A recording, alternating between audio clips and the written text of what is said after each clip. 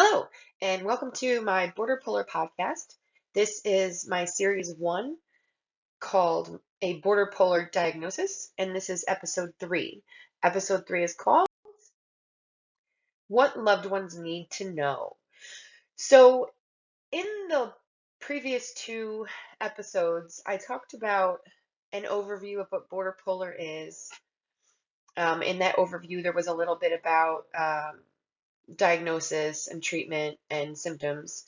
And then in the last video, which was called Understanding Borderpolar, it was an in-depth look at the symptoms of borderline personality disorder and bipolar disorder.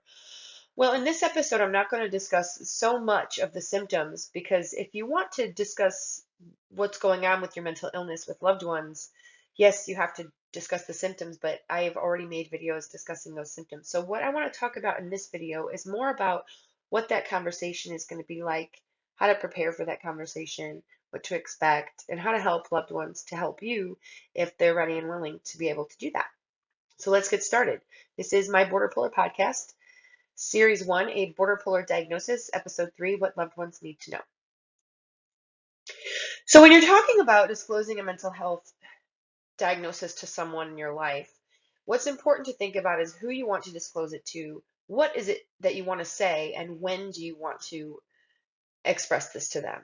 So starting with the who. Now, one of the things you have to remember about a mental illness diagnosis disclosure is that it's a very personal thing. Only you can decide who you want to tell, what you want to tell them, and when you want to say it. But some things to think about when you're deciding that is that you might be thinking about telling those who are closest to you. You might be thinking about who is the most socially skilled that you know, who's going to be receptive to this, who's likely to offer support and to understand what it is that you're going through. What it is that you're going to say. And for process talk, that's sort of like talking about talking. So when you come up to someone and you say, listen, I need to have a conversation with you. Um, it's not going to be the easiest conversation. It's going to be a little complicated. It's going to be a little overwhelming. It's going to be a little personal. It's going to be a little emotional. And I just would like to share some things with you. And that doesn't really discuss what you're talking about. It's sort of just talking about talking. So that's your process talk. And then you get into the specific problem.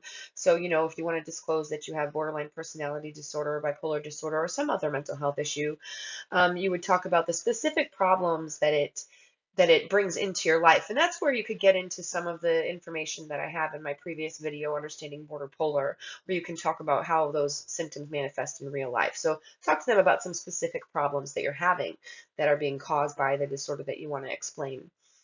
And then you also want to make sure that what you include is suggestions on how loved ones can help so that they're not grasping at straws, trying to figure out what they can do to support you. When you want to disclose this information is hopefully at when you're well. Now, you might be someone who isn't well um, ever, but that's okay. So you want to just do it when you're at your best. You don't want to be talking about something very serious like this and disclosing information in the calm, rational manner when you're in the midst of a psychotic episode. That could make it difficult for you to communicate what you're trying to say rationally and in an understandable manner. So sort of when you're well, when you're having a better day would be a good idea when you want to talk about this, when it serves a purpose. One of the times, now I'm just mostly talking about loved ones in this video, but when it serves a purpose, especially when you're thinking about maybe disclosing at work. So unless, if you are thinking about that, if it serves a purpose. If it serves a purpose because your symptoms are affecting your relationship, you might think you want to disclose it then. And then another when is when you are ready. You don't want to rush these kinds of things because it is very personal and it's you are allowing yourself to be very vulnerable when you share this information with someone. Something that you want to think about is what can happen after you have this conversation. Well, one of my resources suggested 3 possibilities. I added another one in here, but here's 4 things that could happen when you disclose your mental illness to someone. The person could be genuinely comfortable with what you're saying, and things can stay the same and they can stay in your life and your relationship can go on and be just as it was or even better. The person can be uncomfortable with the information that you're giving, or they can have certain previously held beliefs about it that might make it hard for them to accept what you're telling them, and the relationship might alter, and then you have to make a decision as to whether or not you can handle the altering in that relationship. Third, the person could be very uncomfortable with what you're saying and decide to end the relationship. So that's a reality that we do have to deal with when disclosing this information about a mental health diagnosis to some people. And lastly, which unfortunately does happen, is the person could say that they're fine with it, and then they could do a fast or a slow fade from your life. And unfortunately, these types of things do happen sometimes when you disclose this information, because there is a lot of stigma out there that comes along with mental health diagnoses, mental illness diagnoses. So one thing you want to prepare yourself for is all the eventualities that could happen when you disclose your mental health disorder to a loved one. Keep in mind these things as you're having this conversation. You don't have to share everything. You don't have to share everything to get your point across, or to have them have a little bit of an understanding about what you go through. Be sure to share the good things. Now, on hard days, it might be hard to find the good things that go along with being bipolar or having borderline personality disorder, but there are good things. I mean, the capacity to love that we have is enormous, and the empathy that we have is enormous, and the creativity that a lot of people with these disorders display is astounding. And there's intuition, or not intuition, but a depth of being able to understand one's feelings that comes along with having such large emotions, that is often helpful to others when they need help. And so there's a lot of good things that go along, a lot of good qualities that I found and that I see people talking about in the communities that I'm involved in, of people who have borderline personality disorder, bipolar disorder, and everyone I've ever met that has these disorders has always been wonderful people. So make sure to share the good things that have to do with what's going on, so it's not just an all negative picture. Remember that you can set boundaries, and that has to do with whatever you feel it has to do with. But boundaries are very important in terms of self-respect and self-compassion and self-care. So make sure that you can remember to set boundaries. Remember to let your loved ones know how they can support you. I mentioned that already, and I'll mention it again, because oftentimes they might be feeling like they want to help but not knowing what they can do. And they might try to help in ways that don't seem so helpful. And if we can communicate to them what we would prefer if they want to help, then it would help them if they're ever able and willing to do that. And the last thing is to remember to provide them with some information after you talk to them. They may not read the information, they may not view it, they may not look to it, but provide it so that it's there if they want it. Here's something I came up with to sort of keep in mind before you have this conversation. Prepare with cope. Now, this comes from both sides. Both you have to cope, and both the person you're having this conversation with has to cope, because a mental illness diagnosis is complicated, and disclosing it to someone is complicated. For them to try and understand it is complicated. The whole thing is very complicated. It's also very overwhelming. It's overwhelming for both parties. You, who's talking about something that affects every single aspect of your life in a way that you're trying to communicate to someone else when they can't understand because they don't have a frame of reference. And to them, it might seem very overwhelming if they don't understand what you're telling them, and they might be scared or confused. So remember, it's complicated. Remember, it's overwhelming. And it's very personal. Sharing this with someone is a very personal thing for someone with a mental health diagnosis to do. And being vulnerable and opening yourself up to someone like that is a very personal thing to do. And whatever they're coming into it with, whatever previously held beliefs they have, whatever um, light they've looked at you at in up until now, is personal to them, and if they're going to be worried about you, or if they're going to be concerned for you, or if they're going to want to help you, that's going to be personal to them too. And if it's going to be difficult for them to accept this, that's going to be personal for them. So the whole thing is personal for you, and it's also personal for whom you're speaking with, one of your loved one. And it's also very emotional. So maybe prepare them with cope when you have that process talk, that talking about talking. Let them know that it's going to be a little complicated. It's going to be a little overwhelming. It's going to be personal, and it's going to be emotional. So if you can keep those things in mind and prepare who you're speaking with about those kinds of things, that can be helpful to steer the conversation in a good direction, a good positive direction. Before you start this conversation, remember what your goals are. Your goals, by telling them about your diagnosis, are to explain, to relate. It's a teaching and a learning sort of thing. You're explaining to them something that you experience in the hopes that they can grasp a little bit of an understanding about it to better understand you. But what you're really hoping for, really, is understanding and encouragement and some sympathy or empathy. But your goals are to explain and relate, and it's teaching and learning. So even though it's very personal and it's very emotional, and what we're hoping for is sympathy, empathy, encouragement, and understanding, you have to remember that there are a lot of outcomes, and it's personal for both you and them. And so you might not get the empathy, the sympathy, the encouragement, and the understanding, but remember your goal is to explain and relate, and it's a teaching and learning thing. And keep in mind that you can't control other people. You can only control what you say and what you do. And so try to say and do things in the best way to get your point across when you're having this conversation. Some limitations to people understanding a mental health diagnosis include the fact that sympathy does not equal empathy. We have to remember that sympathy is relating to someone basically hypothetically. So I can imagine what you're going through, not having been through it myself, and I can feel what feelings you might feel in your situation, even though I've never been in that situation. That's sort of sympathy. And then empathy goes deeper than that, where you can feel the feelings that they're having because you've been in that situation yourself. And sympathy doesn't equal empathy. And so if you're not talking to someone who has a mental health diagnosis, when you're disclosing your mental health diagnosis, you aren't going to be able to get real true empathy from that person because they don't go through the same things you go through.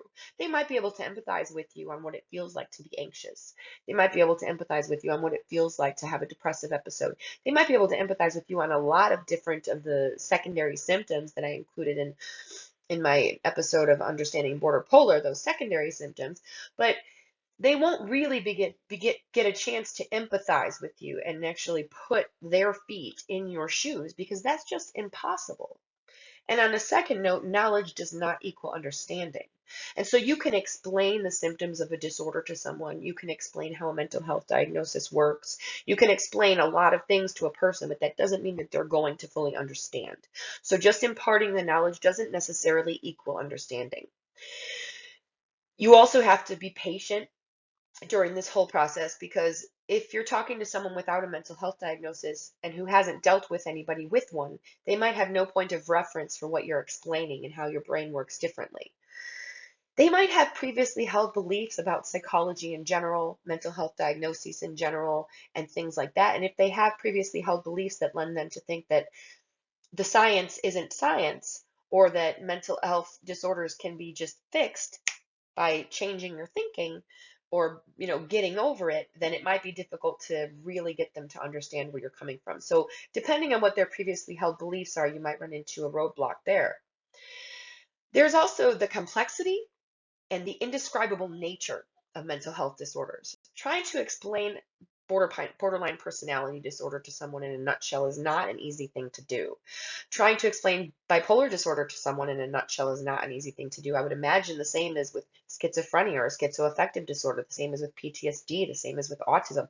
Any kind of um, difference in how the brain works is not easy to explain to someone who doesn't have a difference in how their brain works. So it becomes very complex and very indescribable.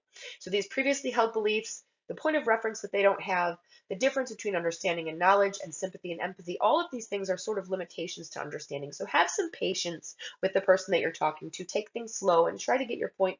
Make sure that they're understanding as you move on. So let's talk about what loved ones can do.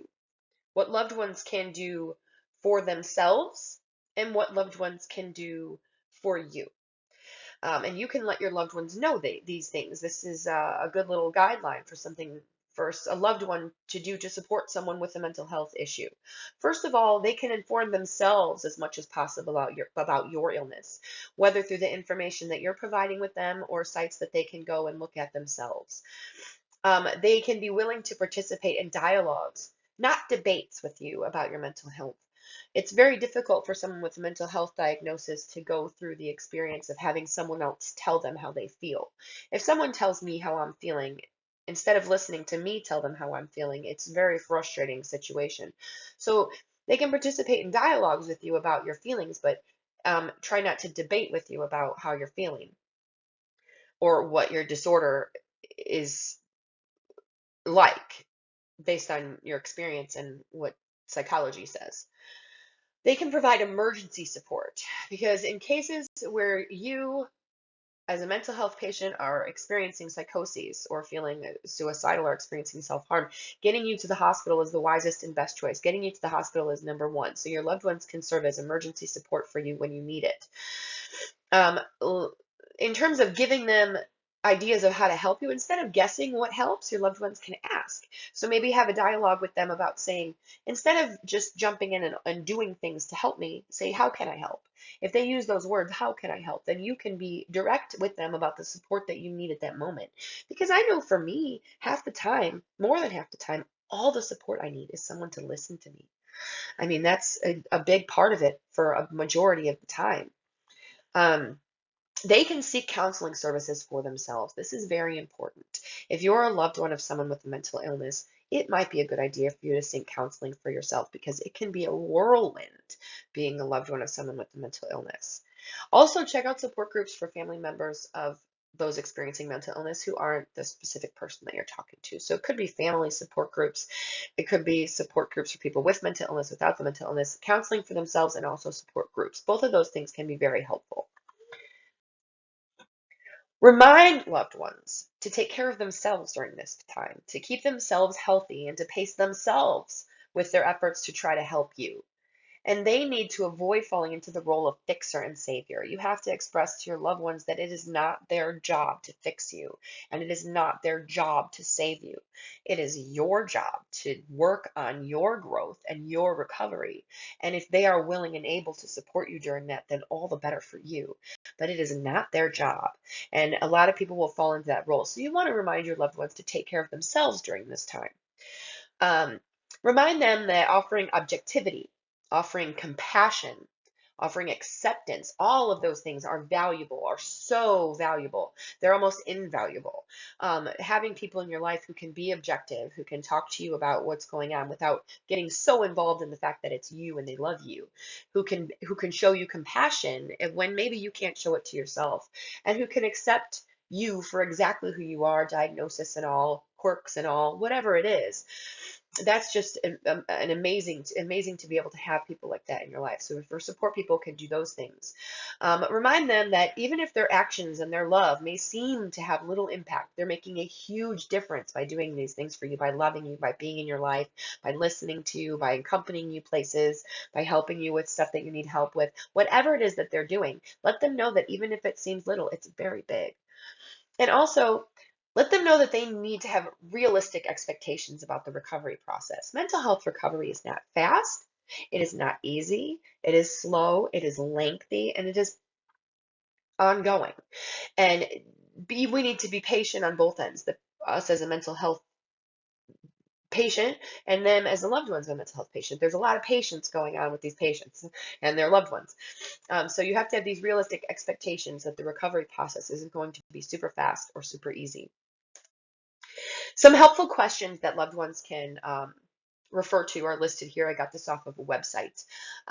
Is there anything you need from me or something I can do to help you? That's a wonderful question. Do you need to talk? That's a great question too. Almost all the time, if someone said to me, "Do you need to talk?" my answer would be absolutely. It's if I could talk all day and just talk and talk and talk about my feelings, that's what I would do all day long. And then maybe I might feel a little bit better. Um, how has living with this condition shaped who you are today? Boy, that's a big question. I mean, there's some good questions on here. I'm not going to list them all out, but you could feel free to share these with a loved one of yours if they were looking for a way to help you, but they were sort of didn't know what to do. They can use these sentences as dialogue to help themselves, to help you, or maybe for you to help others as well, or maybe things you can ask yourself. You can say to yourself, is there anything you need from me or something I can do to help you? And then you can think about what you can do to help yourself. They're just helpful questions. So actually having this conversation, trying to relate to someone and explain to them about your mental health diagnosis, you need to first think about and address the stigma that goes along with mental health diagnosis. If the person you're speaking to has already heard of bipolar disorder and has already heard of borderline personality disorder, then they might already have some preconceived notions about what that means in their mind. So one of the analogies that I use as like an analogy that I use for an aid to sort of describe what a mental health diagnosis means to people is that I tell them to think about paint on a spectrum. So if you look at this graphic I have here of all the colors of red, and just imagine it stretched out even longer so you could see all the subtle differences between those lights and darks. And imagine there's just hundreds of different shades of red in there. And think about it like this. Each tiny variant, each tiny different shade of red is a symptom. Say anxiety, impulsivity, delusions, hallucinations, depression, um, uh, suicidal thoughts, whatever. Each one of those different colors is a different symptom. And when you're talking about mental health disorders, you just have all these symptoms that people could be displaying. And the doctors look at you and see which symptoms you're displaying, which colors you have. And if you have a certain grouping of colors, a certain number of colors, that a certain grouping, then they would say to you, you have a certain grouping of symptoms, you have a certain grouping of colors, so we're going to give you a category of bipolar disorder. We're going to give you a category of borderline personality disorder. But that those names, bipolar disorder, borderline personality disorder, schizoaffective disorder, schizophrenia, those names, all they are, all they are is a label for a group of symptoms that doctors can think about when they hear the term. So when they hear the term borderline personality disorder, they can think of those 9 symptoms or those 9 shades of red that qualify you for that diagnosis. Now, one of those shades of red is impulsivity, which also exists in borderline in bipolar disorder.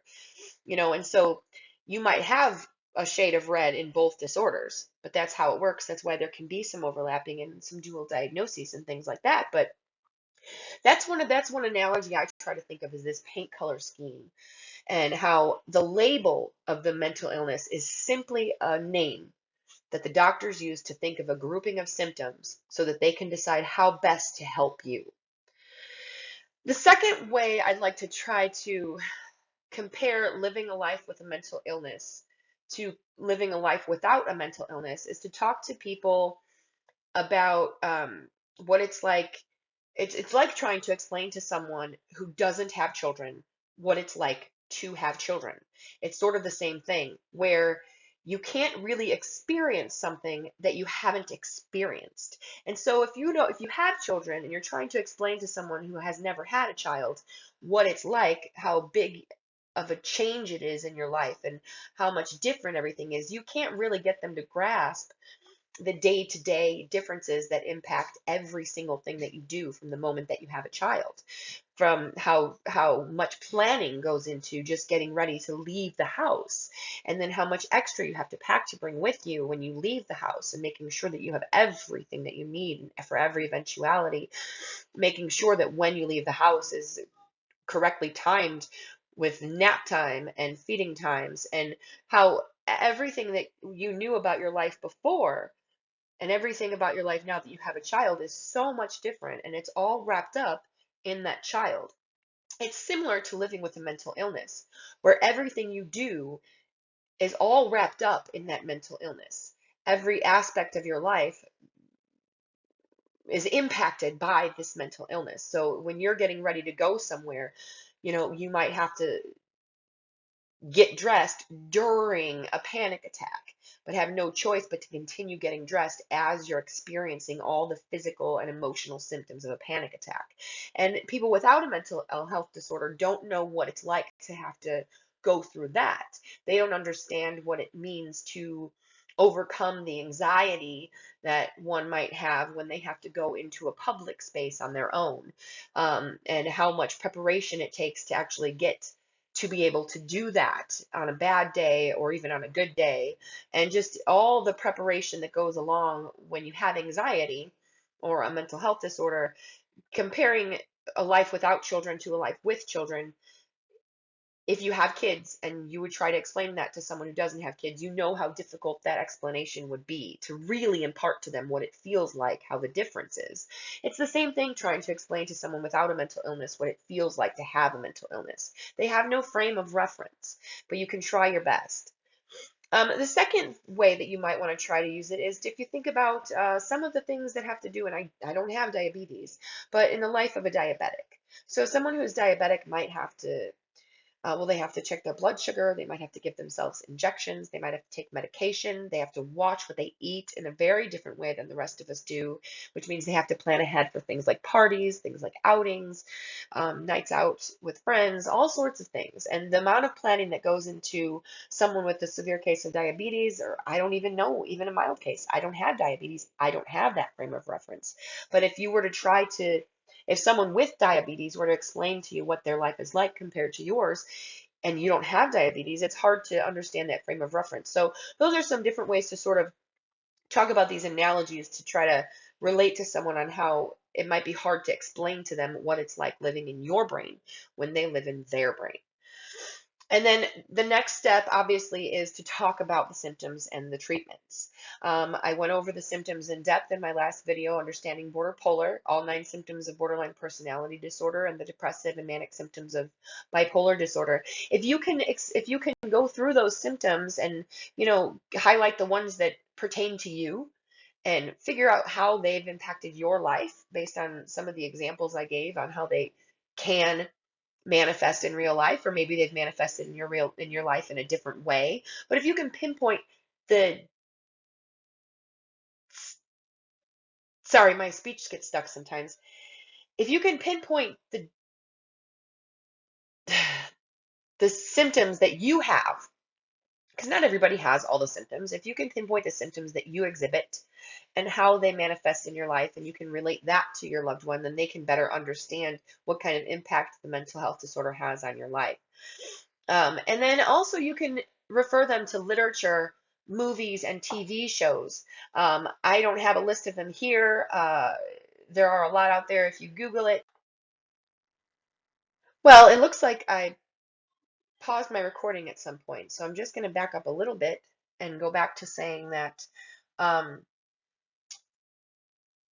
the after you can use some analogies to sort of get your point across to how difficult it might be to explain to someone whose brain doesn't work differently how yours works differently.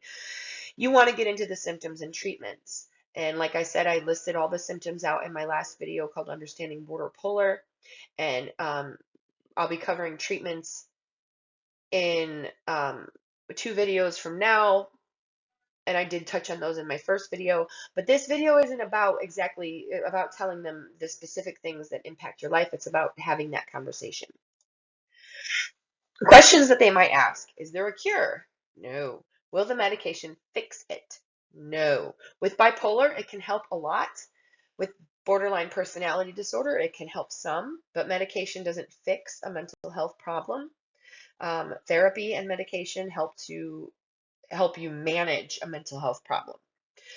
What caused it is another question they might ask, and I'm going to cover a lot about what causes bipolar disorder and BPD as far as the brain goes in my next video called Navigating the Brain. I believe that's my next video. Are you sure it isn't just all in your head? You might get a question like that. And no. Well, yes, but no. How can I help? Hopefully you get a question like that. And what happens next? And that's when you want to talk about treatment and talk to them about the recovery process and how long it might be. So these are some questions that you might expect to get from your loved one after the conversation that you have. Moving forward, share resources with them. NAMI, the national, I think it's either Association of Mental Illness or Alliance of Mental Illness, I'm not positive, and NIMH, which is the National Institute on Mental Health. Those are two great resources for all things mental health related. I've included resources on all of my videos. Those are at the ends of each of my videos. You'll see plenty of resources, including things like Very Well Mind and Positive Psychology and Psychology Today. But there's plenty of resources out there that you can share with them, including books that they can read. Practice patience. Moving forward, practice patience and keep an open dialogue with your loved ones. Feel free to talk to them as long as they're open and receptive to supporting you. Remember that others' reactions are not your responsibility. You can share your story with someone, but how they react is not on you. So be prepared for any eventuality and know that you can't control anyone's reaction. And just continue to make choices that are going to benefit you and your growth. So if you think that telling someone is the right choice, go ahead and do it. And if after telling them you realize that they aren't going to remain a supportive or positive person in your life and you need to do something else, just make choices that benefit you and your growth. Make sure that you're doing that. And keep an open dialogue, practice patience, share those resources. What's next in my video series, Understanding Borderpolar, is episode 4, Navigating Your Brain. I'm very excited about this video. I'm going to do massive amounts of research so that I can find out as much as I possibly can about what they know about how the brain of a bipolar patient is different than a normal brain, how the brain of a borderline personality disorder patient is different than a normal brain. I might look into PTSD too while I'm at it, because I have that disorder as well, and I know I have some people that are following my page that are interested in PTSD. I might touch on that too, but I might save that for another video. But I'm going to look into those two things, also the genetic components of bipolar and borderline personality disorder. I'm going to get some in-depth descriptions about how and why our brains work differently with these disorders, with this borderpolar diagnosis.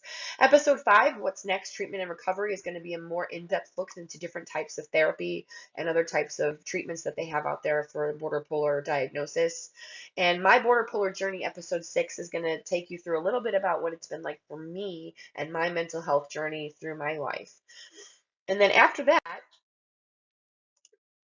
in my next video series, which is going to be called The Borderpolar Parent, I'm going to put out 6 videos, and real briefly, they're going to be called What and When to Tell the Kids, What to Expect While You're Exploding, How to Forgive Yourself, How to Apologize for Your Actions, What I Wish I Would Have Known, which will be a little bit more about my own journey, and lastly, which is something that I really focus on, and that's something called value-based parenting.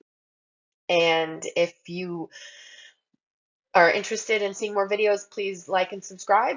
Share with anyone you think might find this interesting. I also have a Facebook page, my Borderpolar podcast on Facebook. And if you have a borderpolar diagnosis, I do have a Facebook group that's private that I'm trying to get people to support each other in if you're interested in that sort of thing. Thank you very much for joining me. Have a nice day.